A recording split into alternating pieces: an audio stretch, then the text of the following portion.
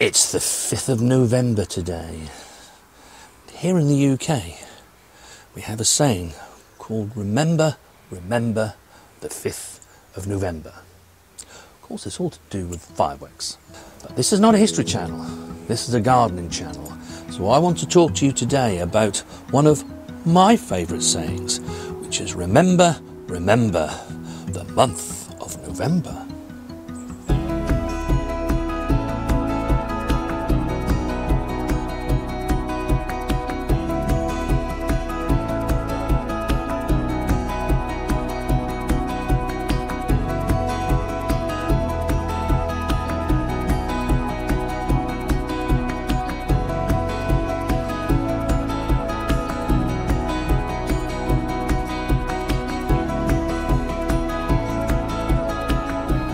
People often ask me, when does the gardening year start? Some people say January in the new year, some people say February. But for me, the new gardening year starts in October, actually. Why for me October? It's the month that I start to sow things that will give me a harvest for next year. And in some cases, some of the earliest harvests that I'll get in the next growing season. Broad beans. Here on our No Dig Norfolk garden, we sow them right at the very end of October. They will be transplanted into their final growing positions at the beginning of December. And we shall be harvesting those somewhere between mid to late May, depending on what sort of winter we've had. They'll certainly be gone by June. There's also garlic that we plant at that time of the year. That's a June harvest. So that's why I kind of think that, for me, that's actually the start of next growing season, because I've already started it. It's also a time of the year when we start to feed the soil life once again. You can see here, we've taken final harvest from here. We actually harvested the rest of that row of Chantilly red carrots. Mrs. W wanted to leave those in. Personally, I don't think they're going to do very much. If we have one of our milder winters, they could start to regrow next year. Fortunately for her, they won't be there next March, regardless, because I have other plans for that space. We shall see. Certainly during November, a lot of things actually come to their final harvest. So, you can see, we've been spreading our compost where we are no longer growing anything. Mrs. W just turns around. You'll see the arch is empty. Looks very We've bare, had doesn't it? all the beans off, and they're now in storage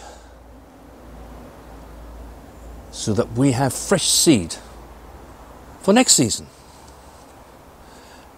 And we've had the stems out, just cut them down to ground level and then take them off the arch. And then we've spread our homemade compost ready so that that can feed the soil life. It can start getting to work now. And here in our Zone 9A garden, of course, it can start to get to work now because the soil is still relatively warm.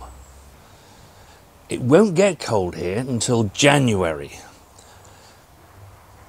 We garden in Zone 9A. We don't usually get our first frost until mid-November. I can't see long enough into the future to see whether that's going to happen. But what I would say, what I've noticed over the last few years, that average frost date is pushing into December. Whenever it comes, we won't see very many. We don't see very many frosts in November and December. The real cold weather for us comes January, February. So yeah, the soil is still relatively mild. So the soil life can get to work, can be feeding. And I have to say, one thing I have really noticed in this growing season is that where we've spread our own homemade compost, the plants have grown really, really well. Certainly much better than any of the green waste compost Yes. that I've purchased. I know Charles Dowding always says you need to leave it for a few months because it's got new life in it, really. And he's right. Whereas our homemade compost, well, it's like supercharges the soil. Where we used mushroom compost, we used that on one bed. I believe it was this one, wasn't it? Yes, it was, yep. That's done really well too. Yes. So, yeah. Gives you something to think on about. And that's another reason to remember the month of November. Remember that notebook. You can see how things are doing. I remember this time last year when we looked at these plants here. These are cauliflowers. They were there. If you look at our video from last year. And they looked atrocious, didn't they? Hardly had a leaf to them. We simply hadn't looked after them well enough. And it wasn't, they were covered as normal, but the mistake we made is that when we sowed them, I think we went away on holiday, and the cabbage whites had laid their eggs on them as young plants. We didn't spot it, put them in there, and they were decimated. And I remember saying on that video, next year, Mrs. W, we shall treat these like our babies. And we shall have 2 complete rows of these. We only got 1 cauliflower from that planting from last year. Yeah, we did. But I made a note of that. I made a note. Make sure, even as young plants, that they are covered. Remember, Mrs. W made me sort of a cold frame. Handmade, of course. We don't buy anything here. Mrs. W will make me anything I want. It's not pretty, but it does the job. And none of the plants went in this year with eggs on them as young plants because we knew they were protected. And as you can see, they look really good. They shall give us cauliflowers to eat during the month of March and April. Really intrigued by the purple sprouting broccoli. I can see that these 2 plants at this end here, they are called early purple sprouting broccoli. And I can see that the centres are all twisted in. I'm pretty sure that if I remove the leaves I would start to see the beginnings of that. I don't want to do that because I don't want to damage them. But you are impatient. You've learnt from your lesson the hard way from looking too early and breaking the plants. I have. They should harvest in November, and I think they will. I think it's probably going to be towards the end of November before we cut the central spears. Remember earlier on in the year I said to you that these plants went in quite late because the plants we had in here before them, they harvested just that little bit later.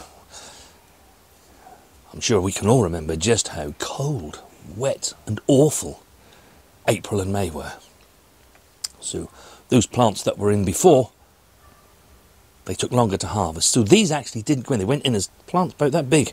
They went in right at the end of July, didn't they? Yes, yeah. They've done well to catch up.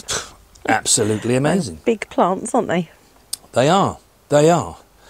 And this is quite a lot of what we shall be eating between the end of November and next April. Rudolph was looking all right, Mrs. W. Good. He's looking all right. Now, just before we started this video, I actually picked a red cabbage. Mrs. W has plans for that. But actually, still getting some lovely side shoots of Calabrese broccoli. They're in there.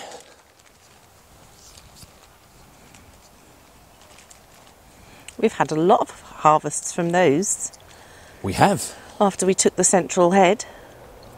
And we're now starting to get some central heads on the next lot of Calabrese as well, aren't we? So I don't know whether these will give us many more shoots or whether we'll get any more. We shall see.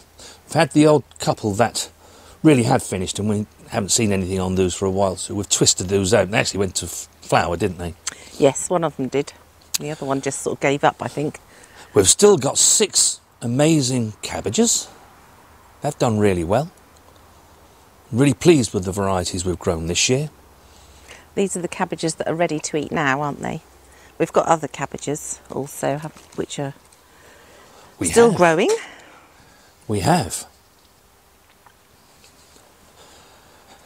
And then just here, these are the Calabrese broccoli that Mrs. W was talking about.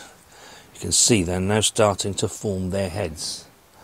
And I think that we'll get those in November. They'll get a bit bigger. It's still relatively mild.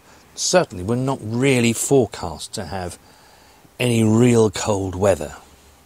These cauliflower Oreo are looking nice strong plants, and they're a February harvest. So looking forward to those. I haven't tried them before, but they really are looking good, strong plants. And then the kohlrabi, they're all starting to come ready now. And it won't be long before we actually start eating those. I need to get my notebook out again, because I'm not quite sure what's gone on with the parsnips. Any of you guys out there know why, do leave us a comment. But they've lost all their leaves. I can see that they're still alive because they're starting to resprout their leaves. Now it's not frost damage because we have not had a frost yet. The coldest it's got so far is about 2 degrees overnight. So we know it's not a frost. There's definitely veg underneath as well. Oh yeah, there's veg underneath. Parsnips. Yes. You know, when Mrs. W say that I'm impatient, when it comes to parsnips, so is she. We've already had 3 parsnips out here. So yeah, as she rightly says, we know that the parsnips are under. They've grown fine. Never had all the leaves just suddenly go just like that. No. So if you have any ideas, as I say, do let us know in the comments. Leeks are another major disappointment. Yes, we do have some nice leeks. We've had the odd 1 or 2 leeks. We can see there's some missing. Many of them have remained very, very small. Yeah, they have this year.